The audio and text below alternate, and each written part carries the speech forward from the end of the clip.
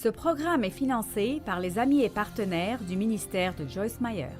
J'ai écrit un livre sur l'espérance et sur combien il est important d'avoir la perspective de Dieu sur les choses dans notre vie, c'est-à-dire de regarder les situations dans notre vie comme Dieu les voit et non seulement comme nous les voyons ou comme d'autres personnes les voient. Parfois, nous avons un problème et nous pensons que c'est la pire chose dans le monde qui puisse nous arriver. Mais vu de la perspective de Dieu, il planifie de prendre ça et faire quelque chose de vraiment bon dans nos vies. Récemment, un de nos employés a partagé qu'il avait besoin de faire beaucoup de réparations dans les parties de sa maison. Il avait plusieurs enfants à la maison, 2 chiens, et il avait besoin de tout, du toit à la chaudière. Et il n'avait pas l'argent pour faire ces réparations, il ne savait pas quoi faire, et donc il s'est tourné vers Dieu et a dit « Je ne sais pas comment faire ça, mais je te fais confiance. » Quelque temps plus tard, ils ont eu un incendie de maison, et ça n'a pas détruit toute la maison, mais ça a fait beaucoup de dégâts. Bien, waouh, c'est un problème énorme. Mais il a dit que sa femme répétait encore et encore « Tout va s'arranger, ce sont juste des choses. » Et elle redisait « Ce ne sont que des choses, tout va s'arranger. » Bien, à long terme, il s'est avéré que l'argent qu'ils ont reçu de la compagnie d'assurance n'a pas réparé seulement les dégâts, mais a permis de réparer toutes les choses qui avaient besoin d'être arrangées. Mais il y avait une petite somme qui leur était restée. Eh bien, ils sont restés positifs au milieu de cette situation dévastante, mais combien de personnes passent par quelque chose comme ça? Et ils pensent c'est juste la fin du monde et rien ne va jamais plus marcher. Mais si nous restons positifs et pleins d'espérance, nous pouvons attirer le pouvoir miraculeux de Dieu dans notre vie et il n'y a aucune situation que Dieu ne peut pas prendre et changer si nous coopérons avec ses principes. Donc, tout ce qui paraît être un vrai problème pour vous aujourd'hui, pourquoi ne pas vous arrêter et penser pour 1 minute? Comment est-ce que Dieu voit cette situation? Et je crois que ça va vous mettre un sourire sur le visage et vous serez remplis d'espoir. Que Dieu vous bénisse.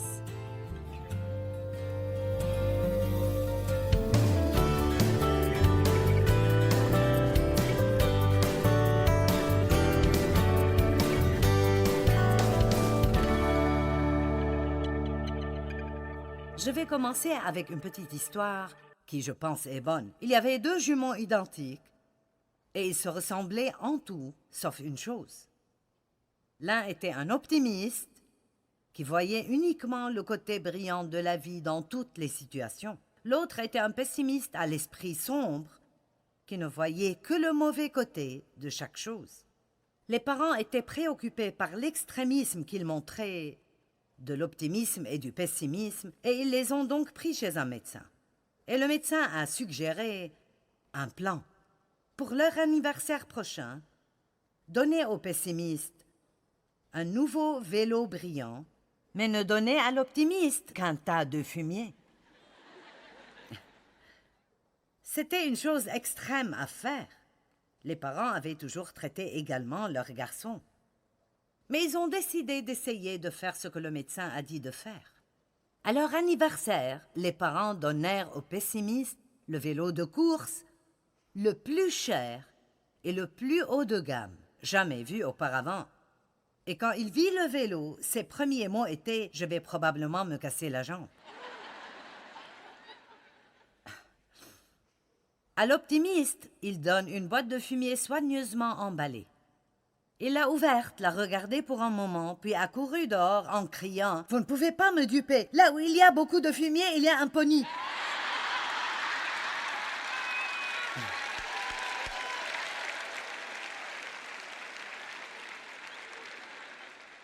Maintenant, laissez-moi partager avec vous que j'étais, pour une grande partie de ma vie, une personne extrêmement négative.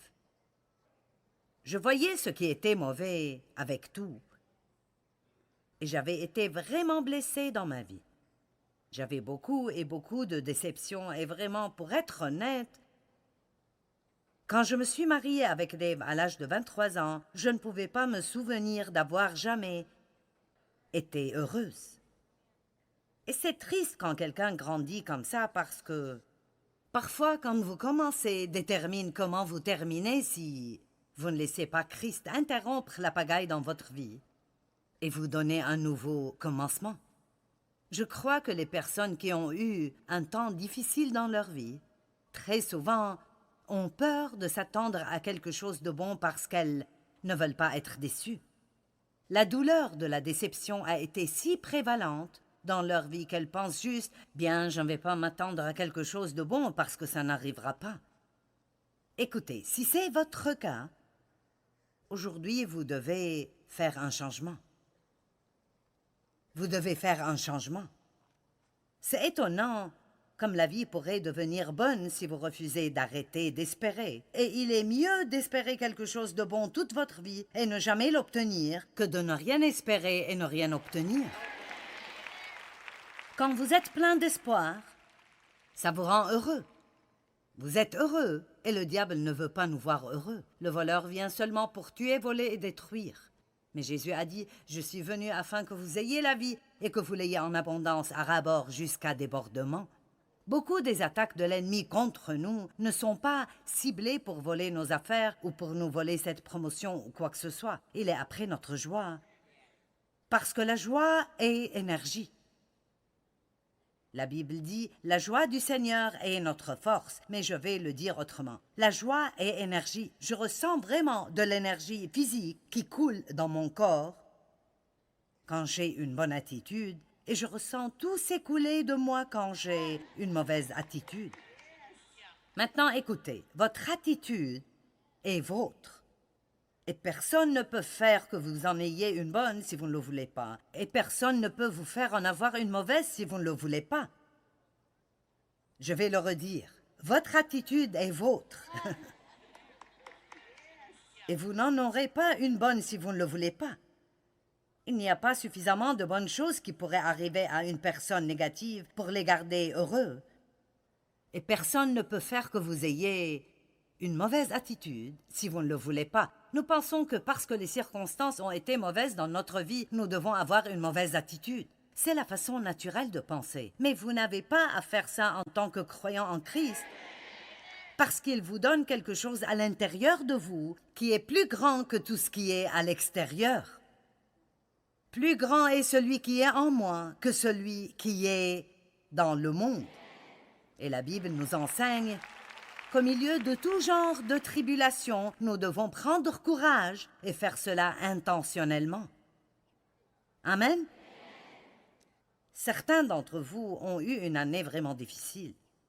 Certains d'entre vous ont eu 5 ans difficiles. Certains d'entre vous ont eu une vie difficile. Mais je veux vous dire que vous ne pouvez pas aider le diable à détruire votre vie en vous décourageant, en ayant une pensée négative, en devenant pessimiste et en refusant de croire que n'importe quoi de bien va arriver. Nous obtenons ce que nous croyons, qu'il en soit pour vous selon votre croyance. Je préfère croire pour beaucoup et en obtenir la moitié que de ne croire pour rien et l'avoir en entier.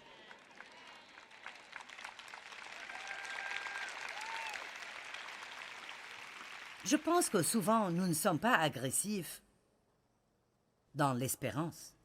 Nous attendons de voir ce qui va se passer. Eh bien,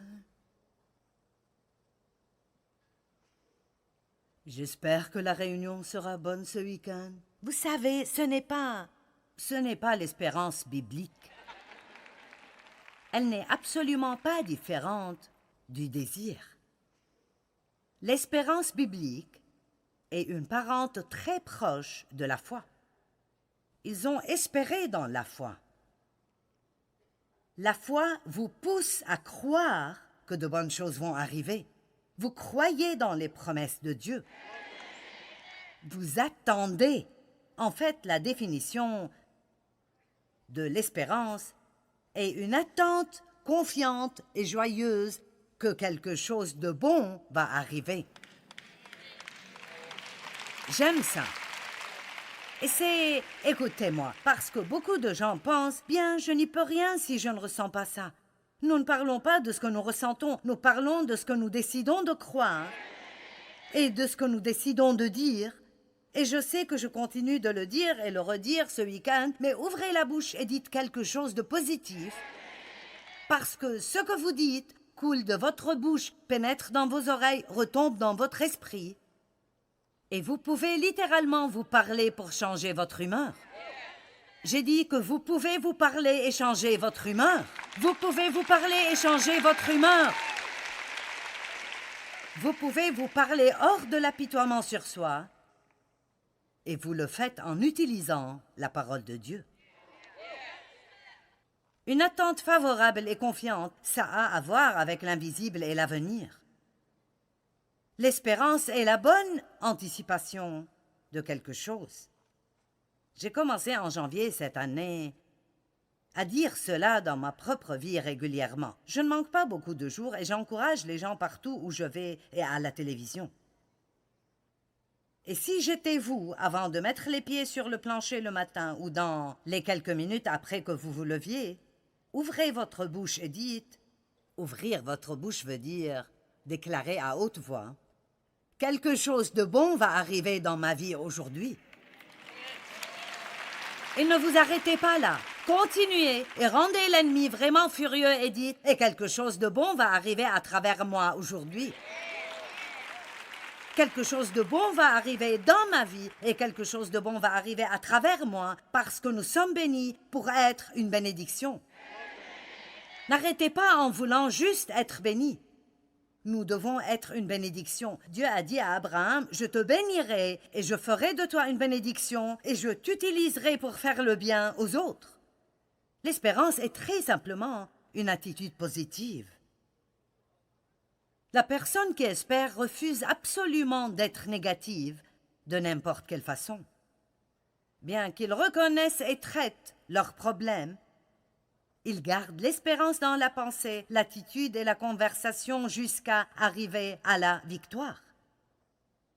Ils gardent l'espérance dans la pensée, l'attitude et la conversation. Et la conversation.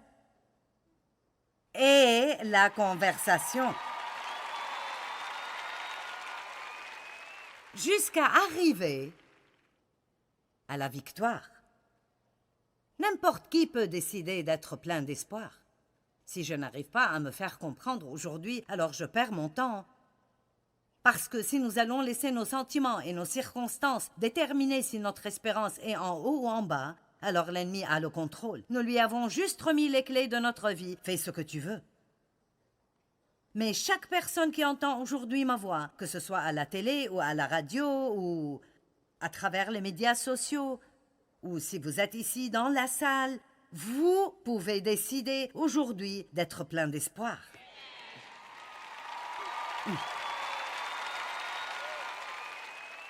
Et pourquoi devrait-on en décider autrement? Si vous pouvez vous rendre heureux, pourquoi ne pas le faire? Vos pensées, vos attitudes, vos paroles vous appartiennent et vous n'avez pas à attendre quelques sentiments spéciaux pour être plein d'espoir. Nous prenons des décisions et les sentiments suivront nos décisions.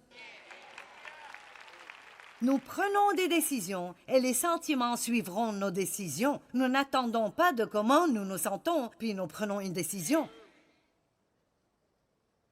Hey, tu vas aller à la conférence de Joyce Meyer ce week-end? Je vais voir comment je me sens. Cela veut dire que vous n'allez pas venir. Vous n'allez sûrement pas venir.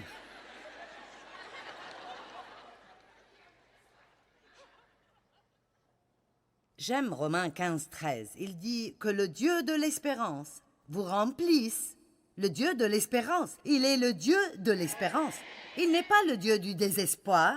Il est le Dieu de l'espérance. Que le Dieu de l'espérance vous remplisse de toute joie et toute paix dans la foi. Et croire vraiment est une attente positive. Elle regarde les promesses de Dieu et dit « C'est pour moi et je crois que Dieu va faire cela dans ma vie. » Allez, combattez pour vous-même. Ne restez pas passif en attendant que quelque chose de bien arrive dans votre vie ou en étant jaloux de tous ceux à qui quelque chose de bon arrive. Eh bien, rien de bon ne m'arrive jamais. Eh bien, c'est l'attitude. Vous dites « Merci Dieu que tu les as bénis ». Et en passant, je suis dans cette ligne aussi.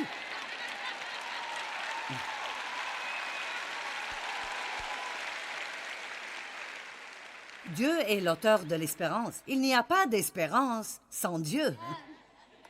Pas étonnant que le monde soit en désarroi. Oh mon Dieu! Oh mon Dieu!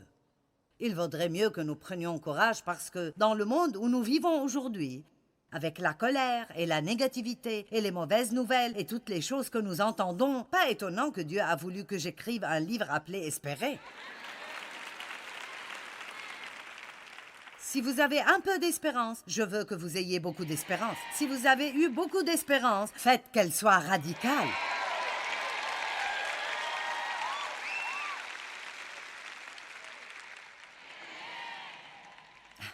Merci. Le doute et la négativité volent l'espérance. Ils la bloquent. Quand vous ressentez le désespoir ou la déprime, vous avez besoin d'une résurrection de croyance et d'une attitude positive. Dites « quelque chose de bon va m'arriver ». Quelque chose de bon va arriver à travers moi. Je m'en fous si vous devez prendre une heure pleine et marcher autour de votre maison et dire et redire « quelque chose de bon va m'arriver ». Dieu est bon et quelque chose de bon va arriver dans ma vie. Si Dieu peut bénir n'importe qui, Dieu peut me bénir à moi. Quelque chose de bon va arriver dans ma vie. Amen.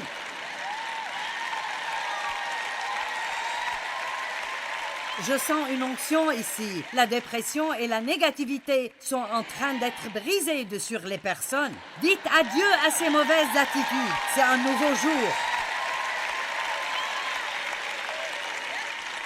Bien, tu sais, Joyce, je me suis levée ce matin et je me sentais déprimée. Bien, je n'étais pas fraîche non plus.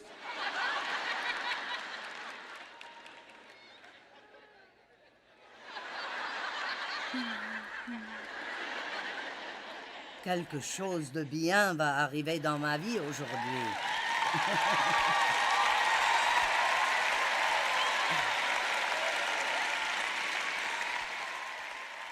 Je veux dire, mon Dieu, les matins sont difficiles parfois. Ouh! Surtout quand vous êtes devenu assez vieux pour que tout ce qui était là dégringole là.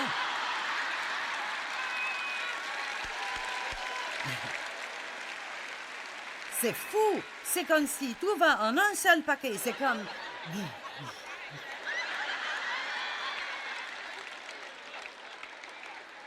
Qu'est-ce qui m'est arrivé?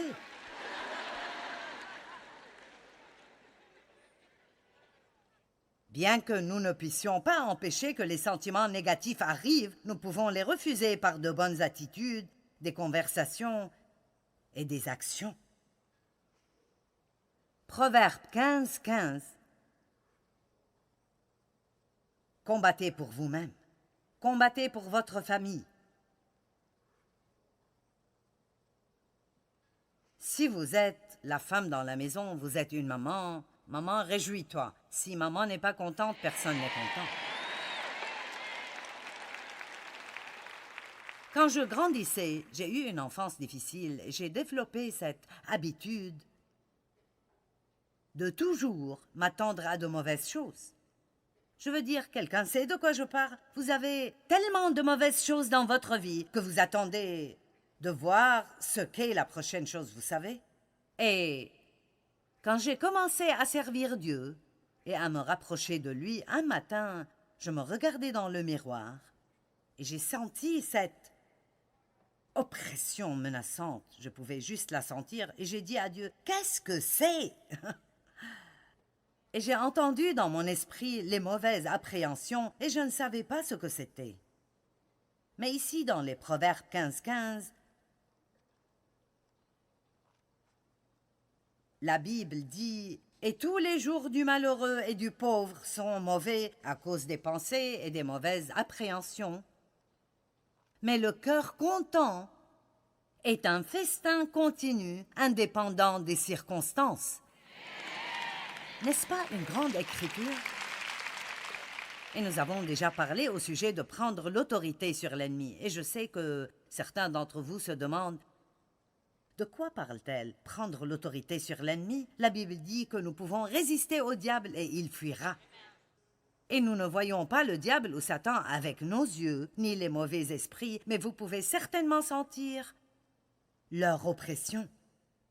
J'ai senti une telle liberté dans ce lieu ce week-end, et même Matt Redman et l'équipe de louanges, nous parlions de ça avant, et il a dit exactement la même chose. Bien, je peux dire qu'il y avait beaucoup de foi et de choses positives dans cet endroit cette fin de semaine. Je veux dire, comme nous adorions Dieu, il n'y avait pas d'esprit oppressif qui pouvait venir près de cet endroit.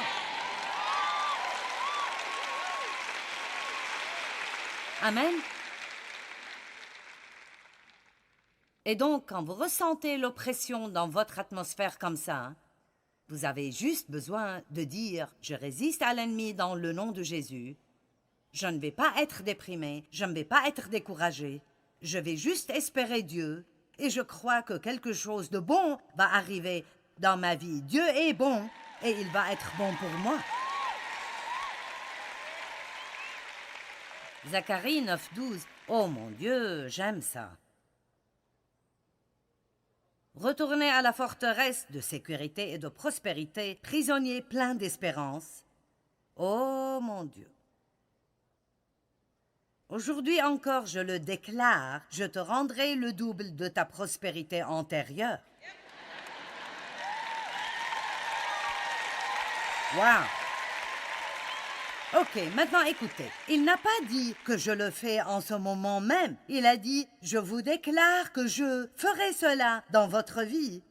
Mais pour que vous puissiez le voir, vous devez être des prisonniers de l'espérance. Vous savez ce que cela signifie? Je suis juste captif de l'espérance. Je n'y peux rien. Je crois Dieu. Je n'y peux rien. Je suis juste enthousiasmé de voir les grandes choses que Dieu fait dans ma vie. Allez, pourquoi ne pouvons-nous pas vivre comme ça? Écoutez, si je vous disais, disons que je choisis quelqu'un ici et je dis, « Ok, tu me donnes ton adresse et je vais passer dîner chez toi demain. » Maintenant. Ok, je ne suis qu'une personne. Mais vous dites, ok, 3 heures, et je dis, ok, à 3 heures, je serai là. Voici ce qui va se passer. Quand 3 heures moins le quart arrive, vous seriez... Vous aurez tout prêt. Vous serez en train de regarder l'allée. Hein? Vous sortirez sur la véranda pour voir. Si nous croyons suffisamment les gens pour les attendre dans l'expectative. Allez, je vous parle aujourd'hui. Vous voulez que Dieu se manifeste dans votre vie?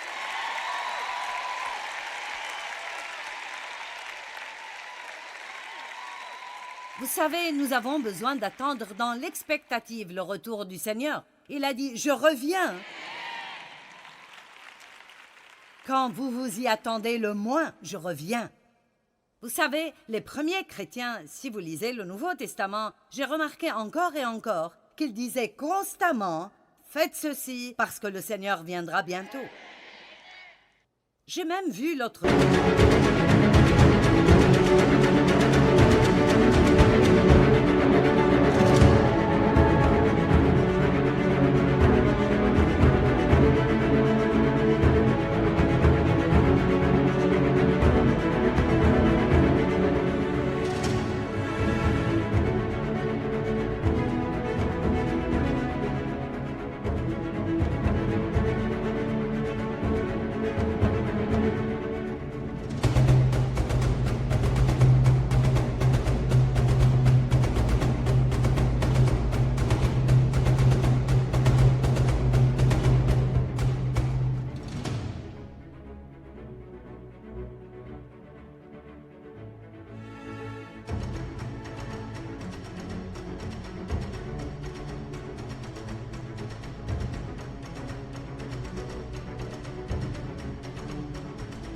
jour dans Philippiens, il les encourage. Vivez généreusement parce que le Seigneur est proche.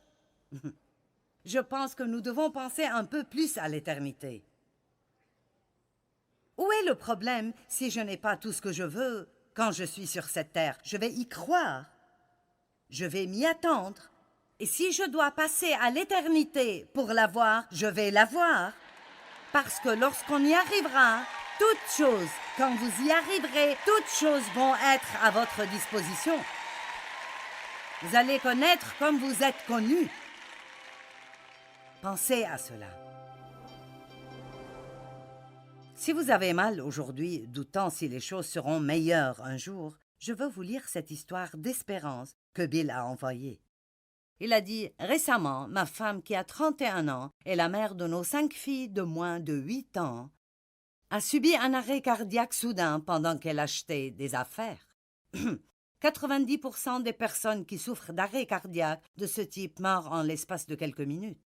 Le temps que j'arrive à l'hôpital, elle était dans un coma et on m'a dit de faire les formalités. Le prêtre est arrivé et lui a donné la dernière onction. Ils l'ont mise dans un état d'hypothermie pour sauver ses organes. On m'a dit que les personnes dans le coma entendent ce que les gens leur disent. Et comme je ne savais plus quoi dire, je pensais « Elle écoute Joyce tous les jours, donc j'ai couru acheter le livre « Espérer » et le lui ai lu tandis qu'elle était dans ce coma. La sagesse dans ce livre m'a aidé à faire face aux secondes qui passaient. Quand j'ai arrêté de lire, Dieu est venu, elle a bougé les orteils, elle a ouvert les yeux contre toute attente. Je vais à l'hôpital pour la faire sortir maintenant. Vous m'avez aidé à réaliser combien notre Dieu est grand. Merci de nous donner cette espérance. Waouh, quelle histoire incroyable! Vous savez, quand vous osez espérer, les choses commenceront à changer dans votre vie. La foi augmente, la joie retourne et la paix règne.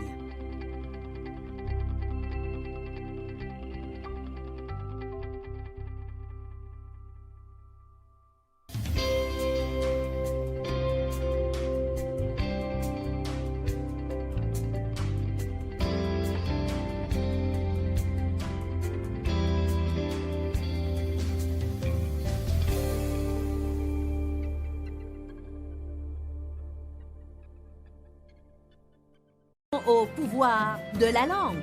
Et quiconque l'affectionne en mangera les fruits pour la mort ou pour la vie. Restez avec nous dans Jouissez de votre vie.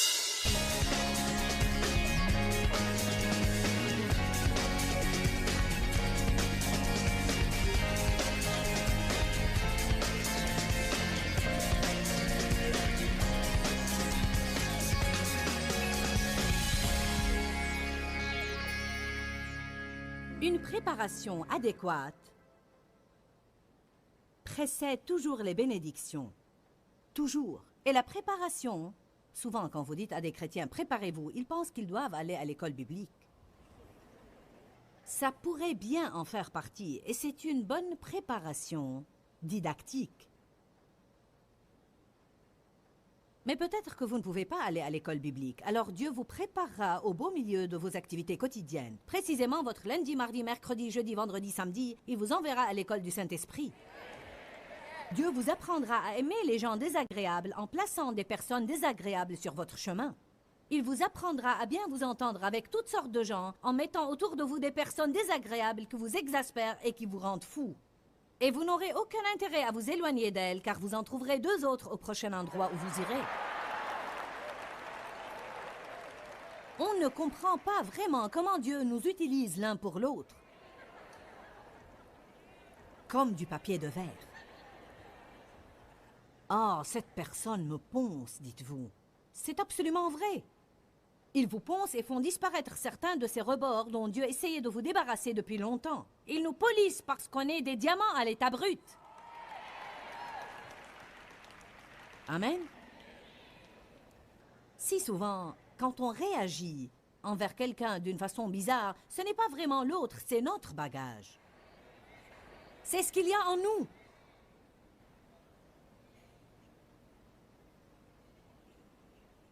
Jésus est mort pour nous affranchir. Je veux simplement en arriver au point où je peux être à l'aise avec tout le monde à tout moment et ne pas devoir jouer à tous ces jeux idiots pour m'entendre avec les gens. Amen.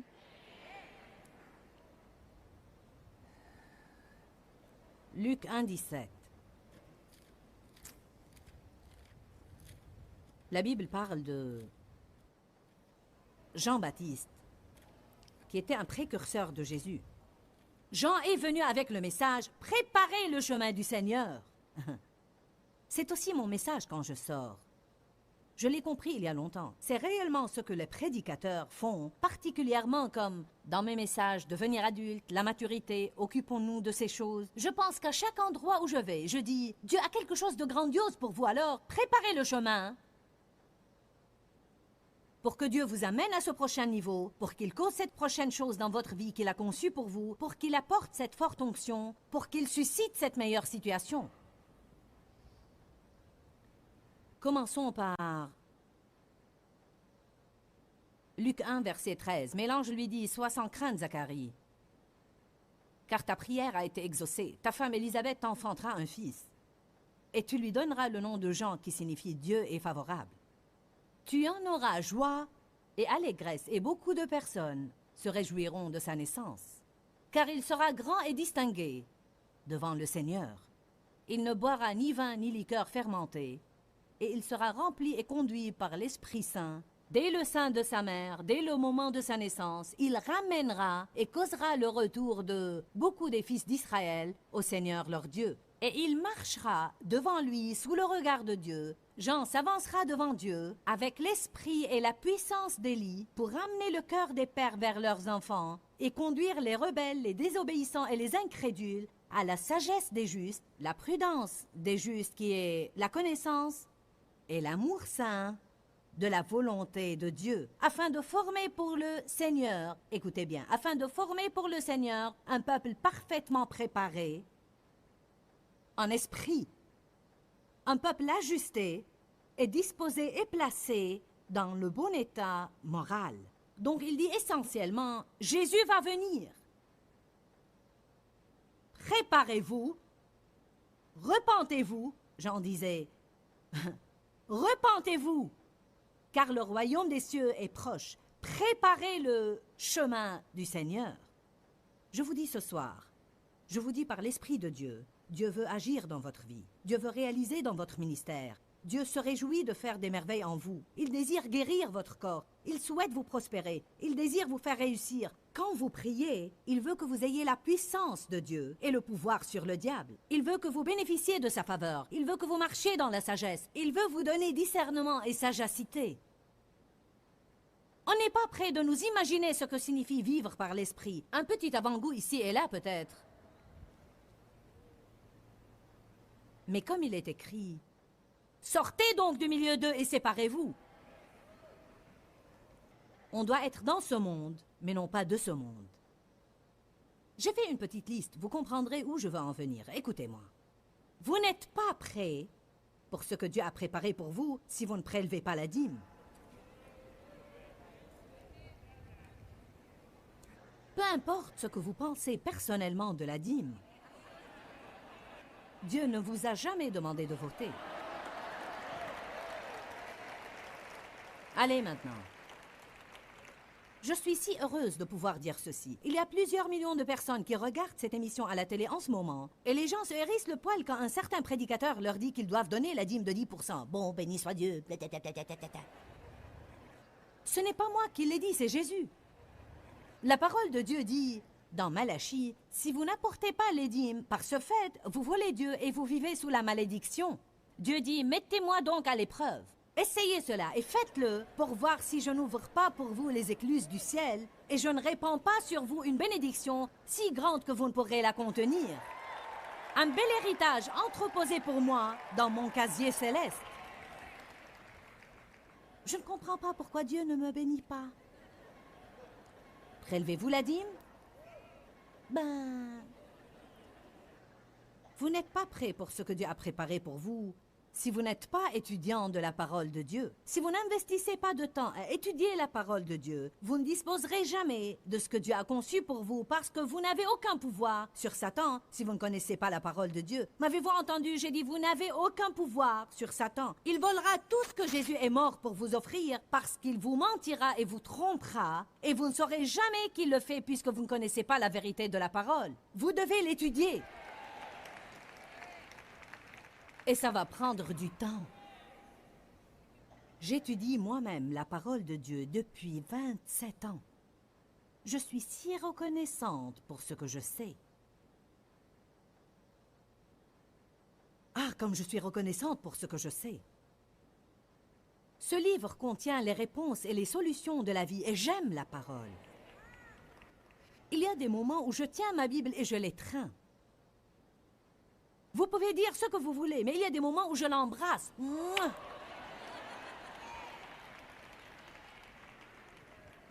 Vous devez être amoureux de la parole, parce que cette parole est Jésus.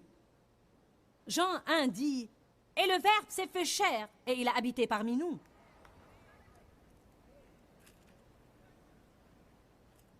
Il est venu, et ces choses ont été écrites par le Saint-Esprit.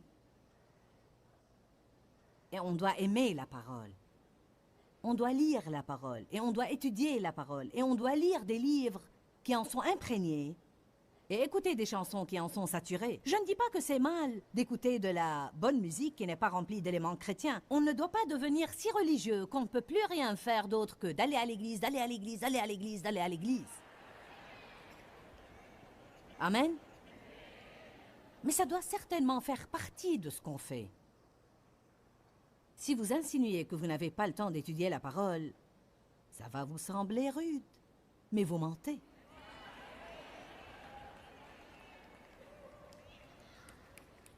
Si vous dites que vous n'avez rien à offrir,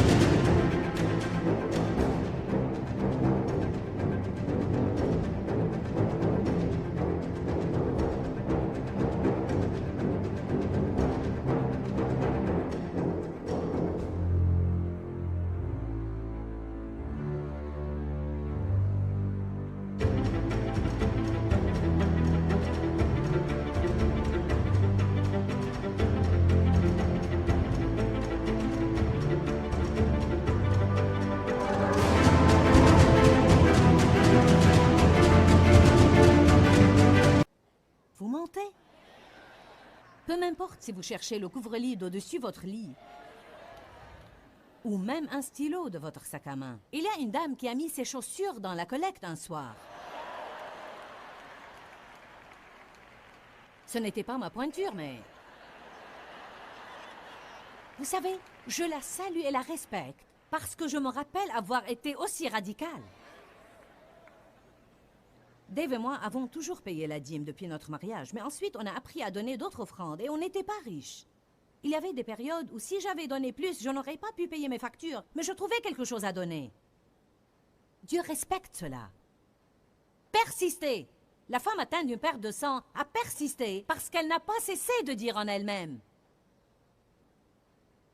Et vous, que dites-vous en vous-même? On va en discuter demain.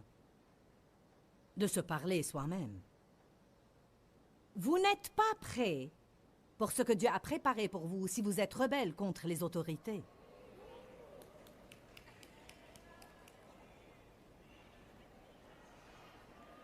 Avez-vous idée de l'amplitude? Regardez-moi, avez-vous idée de l'amplitude du problème qu'on a avec l'esprit de rébellion dans notre société d'aujourd'hui? C'est rébellion quand un chrétien qui est saint se gare dans un lieu réservé aux handicapés.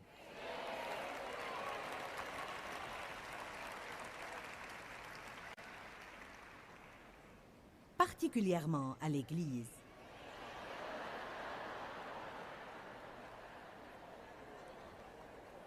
car vous êtes en retard et vous avez déjà dépassé la limite de vitesse.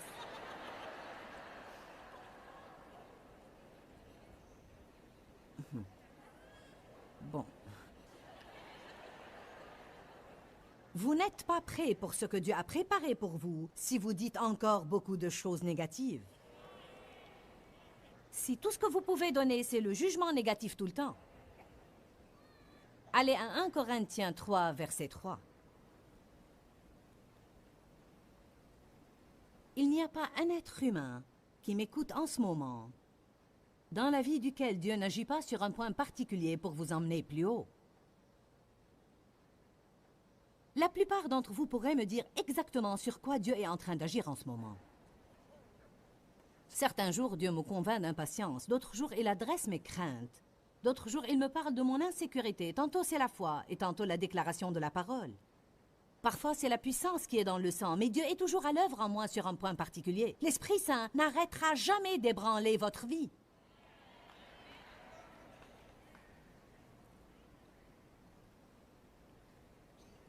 Si vous n'avez pas la Bible amplifiée, vous ne le constaterez pas. Je ne l'avais pas compris pendant longtemps, mais maintenant je sais. Paul a dit, pour moi, frère, verset 1, je n'ai pas pu vous parler comme à des hommes spirituels, mais seulement comme à des hommes charnels non spirituels, des hommes en qui la chair prédomine encore. Il parle ici encore à des chrétiens qui ont été baptisés dans le Saint-Esprit. Je veux dire, ils avaient tout le lot.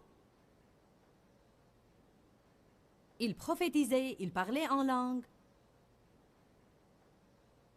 Ils étaient témoins de beaucoup de miracles. Mais il dit, je ne peux même pas vous parler comme de vrais hommes. Ce qui est une variante de cette histoire de lait. Je dois vous parler comme des hommes non spirituels, parce que votre chair prévaut encore. Je dois vous parler comme des petits-enfants, des bébés, dans la nouvelle vie en Christ. Et là, la Bible amplifiée dit, entre parenthèses, encore incapables de parler. Au début, j'ai dit, qu'est-ce que ça peut vouloir dire? Bien sûr qu'il pouvait parler. Il y a un autre verset dans Corinthiens qui dit la même chose. Mais alors Dieu m'a montré quand j'ai commencé à comprendre le pouvoir des mots. Et il m'a dit, il parlait, mais il ne parlait pas correctement.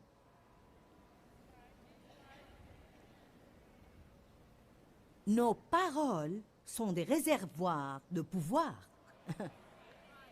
La mort et la vie sont au pouvoir de la langue. Et quiconque l'affectionne en mangera les fruits pour la mort ou pour la vie. Que pensez-vous qu'on fait lorsqu'on parle d'une façon négative des gens? On empoisonne notre vie et on se demande pourquoi on n'a pas autorité sur le diable? On pourrait tous écouter un sermon à propos de nos bouches et ça nous ferait du bien. Car s'il y a une chose qui nous attire toujours des ennuis, c'est justement ça. Voilà nos 4 lieux de problème, les pensées, la bouche, les humeurs et les attitudes. Je prépare une nouvelle série, pensées, bouche, humeur et attitude. Je l'ai prêché il y a 20 ans environ, mais je dois encore le faire. Ne pas savoir parler, négatif, commère, critique, s'occuper et parler toujours des affaires de quelqu'un d'autre.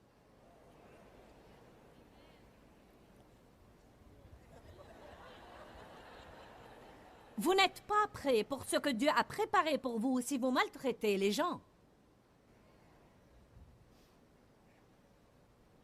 Je laisse ça comme ça. Vous n'êtes pas prêt pour ce que Dieu a préparé pour vous si vous avez de la rancœur dans le cœur. Si vous avez des querelles cachées dans votre vie. Si vous êtes offensé dans votre cœur. On parlait Dave et moi l'autre jour.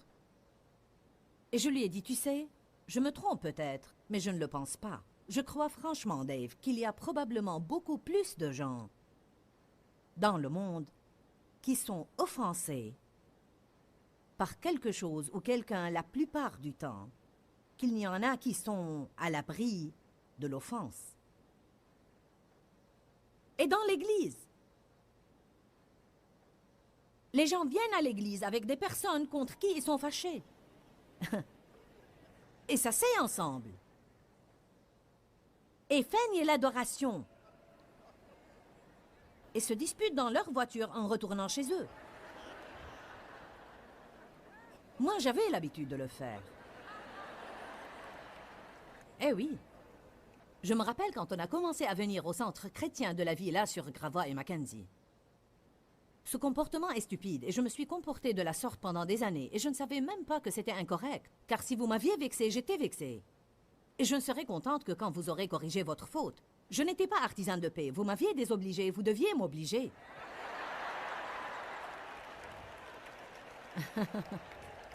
Vous m'aviez attristée, vous deviez me consoler. Je me rappelle qu'on se disputait parfois tout au long du chemin vers l'église. Et puis quelque chose se produisait. On égarait quelque chose, ou on était en retard. Et je le lui reprochais et il me blâmait. On se disputait. Et les pieds en éprouvaient beaucoup de peine dans le siège arrière parce qu'on se querellait. Alors on leur hurlait « La ferme, vous derrière !»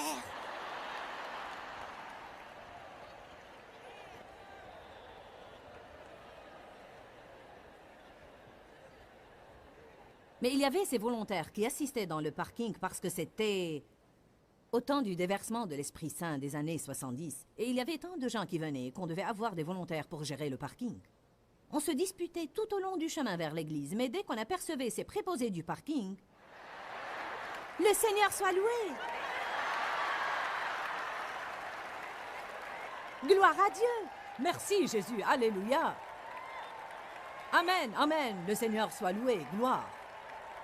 Oh, David Joyce, comment allez-vous? Ah, le Seigneur soit loué. C'est la réplique charismatique standard pour tout. Le Seigneur soit loué. Et alors, on allait s'asseoir et nos sièges étaient exactement où vous êtes là ce soir. On était connus à l'église parce qu'on avait notre nom sur ces sièges. Ces sièges appartenaient à Dave et à Joyce Meyer et si quelqu'un s'y installait, les placeurs les déplaçaient. Parce que je faisais partie des dirigeants.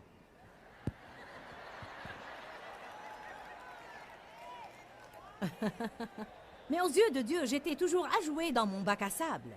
Je ne faisais pas partie des dirigeants parce que je ne savais pas encore parler. Je ne savais pas me soumettre à l'autorité. J'avais une mauvaise attitude. J'avais de la rancœur.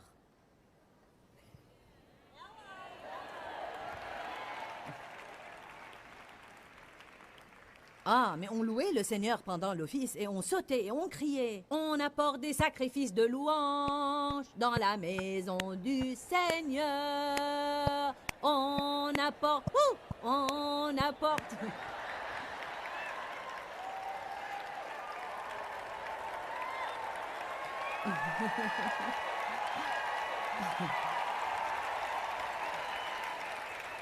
Je me rappelle le jour, vous savez, où je commençais à recevoir cette révélation. C'est vraiment stupide. C'est à l'homme intérieur que Dieu s'intéresse, non pas à cette parade externe. Quand va-t-on comprendre que ce n'est pas le fait de nous épater l'un l'autre qui intéresse Dieu? C'est notre vie intérieure qui compte pour Dieu. Voilà ce qui importe. Ce qui se passe en moi, il vit dans moi. Je suis la demeure de Dieu.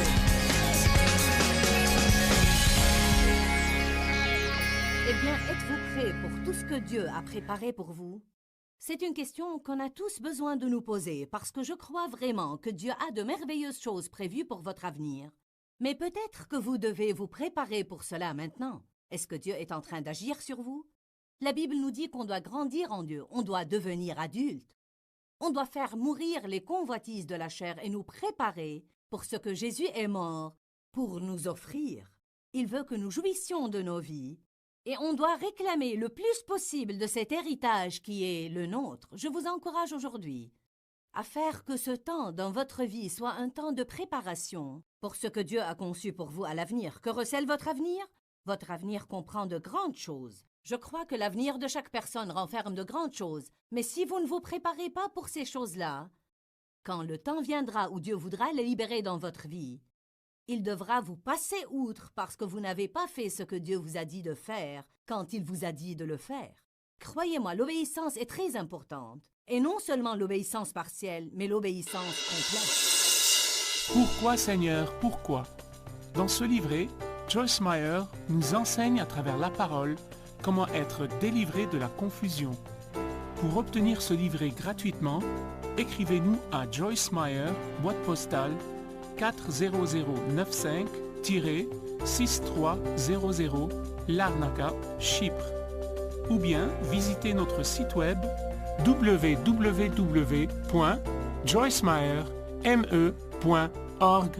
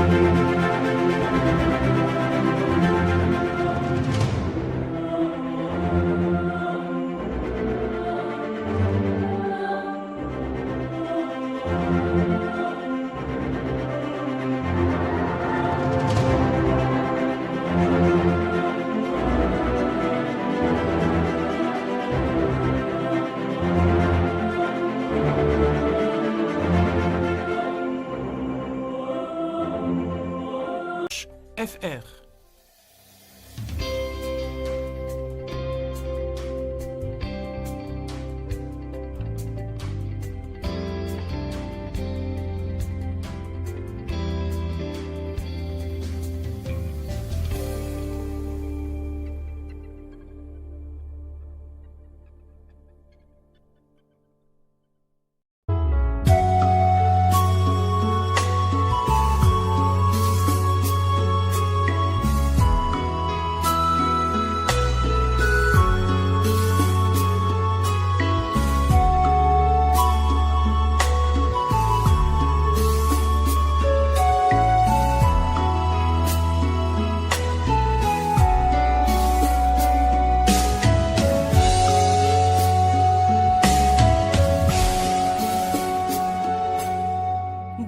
khắp phương trời vẫn nhớ tới quê hương.